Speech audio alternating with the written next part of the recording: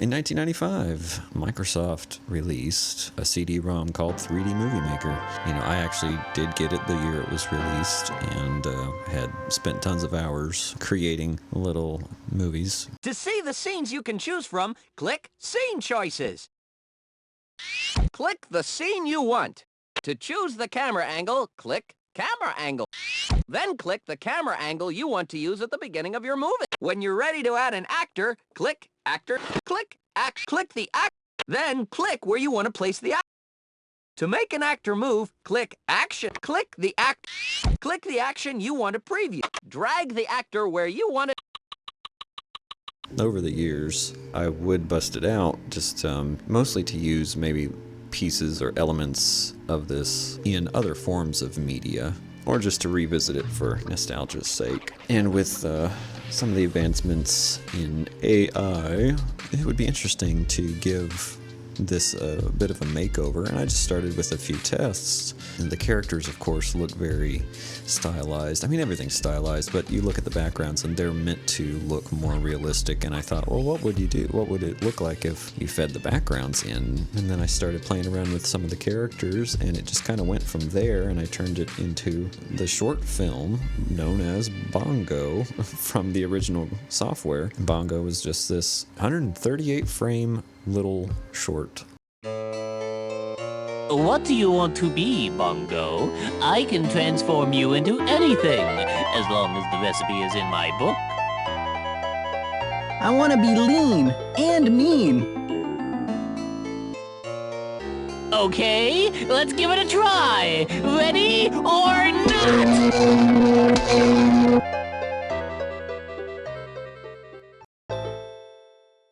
Hey, that was excellent. What should we do now? And I thought, oh, okay, well, yeah, I'll just kind of recreate that, but I'll use more camera angles, and just as I went, it kind of further evolved.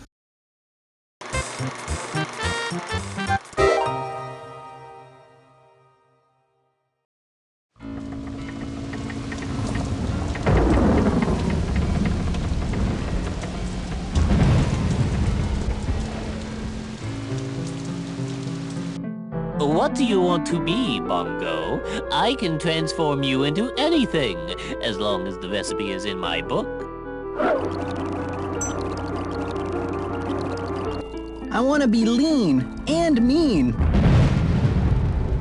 Okay, let's give it a try. Ready or not?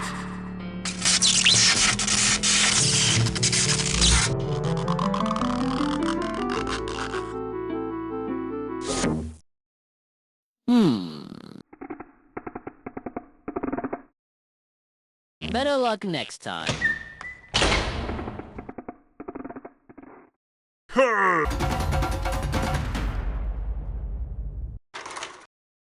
But yeah, I used all the original dialogue, and all the sound effects you hear are from the game as well. Sometimes highly altered, which is fun to be able to do that kind of basically for the first time. And also the music is also that, although I pitched it down just so it would sound a little bit different. So I thought it would be fun to take the original logo and animate it. The reel of film, I suppose, should be wrapping around the reel itself, but oh well. And I think this was the first shot I started with, just again as a test, and so I fed this through Krea. It animated it with a bit of a camera move, and then the skeleton, the bones here holding up the lanterns, did start to animate, but I tried to cut most of that out so you can't see it here. I slowed the footage down as well, added the rain, added the lightning, and all of that. There were a few different looks to the character known as Willie that I tried, and he just became incredibly creepy, which is not what I really wanted. A little more friendly than that. And this is what I came up with, and took that still image and fed it into Minimax, and I think it was the first or second iteration I tried, and it gave me this performance, and I chopped it up, slowed pieces of it down just so it would kind of work for the dialogue, and did it here for Bongo, which I kind of like the look of this. And they both do have a bit of a creepy look to them, but just a little more kid-friendly, I suppose, if that even makes sense. And again, like every shot I had to play with quite a bit, because AI does do some weird things. So sometimes I'm just using elements of the shot, or I'm adding things. I added the light here flicking on, and the bubbles, because it couldn't get it to render bubbles for some reason. I had to slow the clouds down and out in that wind through the window. Here you can tell Bongo his performance is chopped up, and then I had to Photoshop a book into his hands just so I had something to start with. He looks a little crazy here, doesn't he? I did most of the characters on a blank screen, black or green. For some reason I didn't think to try green at first, which I think was probably better results. So basically these all are comped shots, so I have more control over the look of it. Obviously, like this zoom, I did all of that in DaVinci Resolve, and the lightning is pretty weird. That's a couple of different takes. I never got anything quite like what I wanted, so I just kind of spliced them all together. I couldn't get a decent animation out of, so I actually stretched him inside, what is it, the mesh warp or whatever it's called in Fusion, and just used that. I thought that looked pretty funny, so I went with that.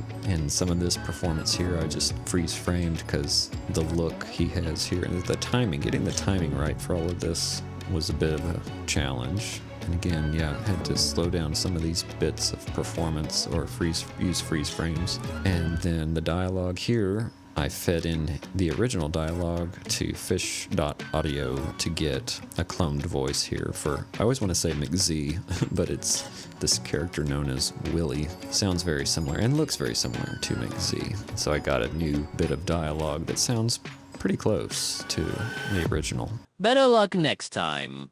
And then that bit of the guy yelling is just something I found elsewhere that I pitched down. But that's it. It's interesting. I understand why some people are against AI. It's weird when I get comments about that aspect of it. I've heard a lot of the arguments. I understand a lot of the arguments. Still don't know quite where I land with some of it. There's so much I had to do for this 1 minute, 7 second short that I made. Like, I spent way too much time on it, really, just getting the shots that I wanted, and the timing, and making sure everything made sense and everything read, all that stuff. That's not there. You can't just type in a prompt and it gives you all that you want. Just to get it to this level that I got here, and this is not some astounding piece of animation or whatever you want to call this, but on the whole I think it's kind of interesting. I don't know, I'm starting to ramble now. Anyways, I like going through these projects and kind of pointing out what I did, or how I had a happy accident or whatever. So that's it for now. Bye.